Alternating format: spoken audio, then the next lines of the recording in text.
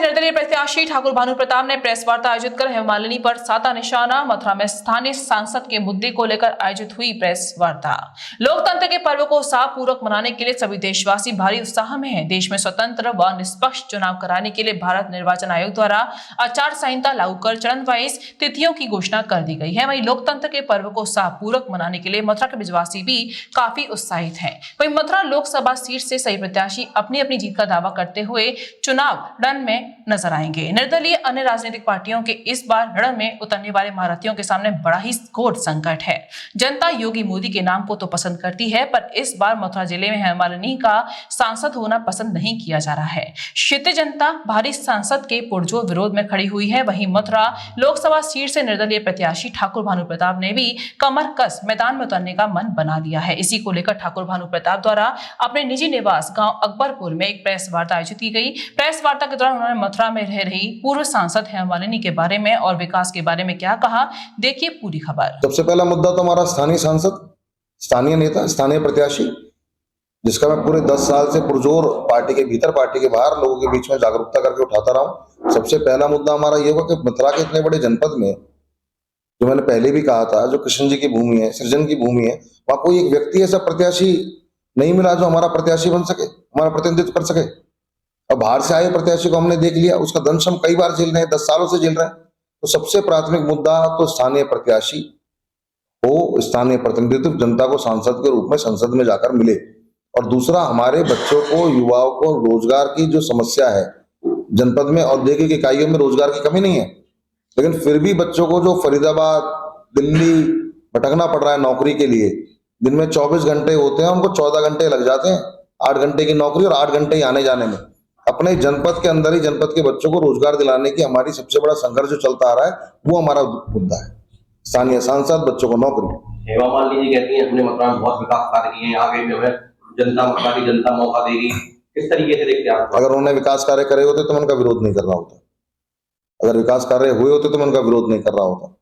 और एक भी अगर जनता के बीच में वो रही होती, जनता का सम्मान किया होता, पार्टी के कार्यकर्ताओं का सम्मान किया होता, तो मैं उनका विरोध करने के बजाय उनके लिए प्रचार प्रसार में लगा हुआ होता। पिछली बार हेमा मालिनी के द्वारा बोला गया था कि मैं अब दूसरी बार ही चुनाव लड़ूंगी, अब मैदान में आ चुकी हैं, आपके सामने काफी मजबूत हैं, कैसे टिक पाओगे आप उनके सामने? टिकाएगी जनता, उनको भी जनता ने टिका रखा है। जनता जनार्दन होती है और जनता से बढ़कर तो कुछ भी नहीं है। अर्जुन जब श्री कृष्ण जी के पास गए और श्री कृष्ण जी से कहा, अर्जुन ने कि मैं आपकी मदद मांगने आया हूं, महाभारत का युद्ध शुरू होने वाला है, तो अर्जुन ने उनसे कहा कि भैया मेरी नारायणी सेना तो अर्जुन को दुर्योधन ले गया, अब तो कुछ नहीं बचा। तो अर्जुन ने कहा नारायणी सेना तो ले गया, आपको तो नहीं लेगा? तो उन्होंने कहा नहीं। उन्होंने कहा मुझे तो नारायण चाहिए, नारायणी सेना का मैं क्या करूं? तो जनता नारायण है, हम तो नारायण के साथ चुनाव लड़ेंगे, नारायण के साथ इस महाभारत को लड़ेंगे। तो आपके अलावा जनता भी मथुरा जिले की मानते हैं कि उनके साथ छल हुआ है? बिल्कुल छल हुआ है। तीसरी बार ऐसे प्रत्याशी को टिकट दे देना जो जनता के बीच में आता नहीं, जाता नहीं, दुख में नहीं, सुख में नहीं, उपलब्धता नहीं, कोई फोन नंबर उनका जानता नहीं, उनसे मिल सकते नहीं, तो छल है।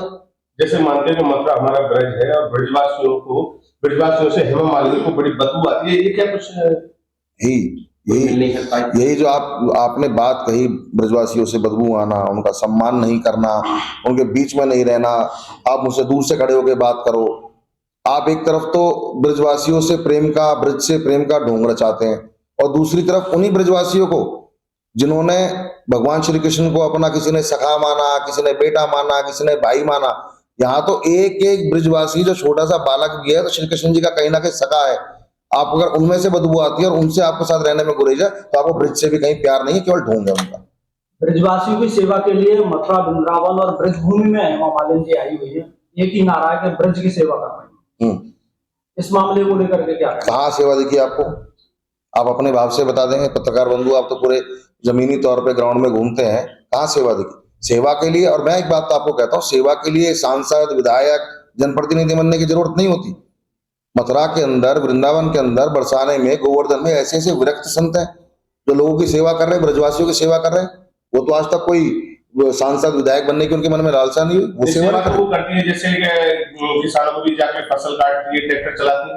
हाँ, तो अब 20 दिन बाद हमारे किसान भाइयों से मैं कह देता हूँ, जितने भी खेती और मजदूर बुलाएंगे, एक कम बुलाए, हेमा जी फसल काटेंगे।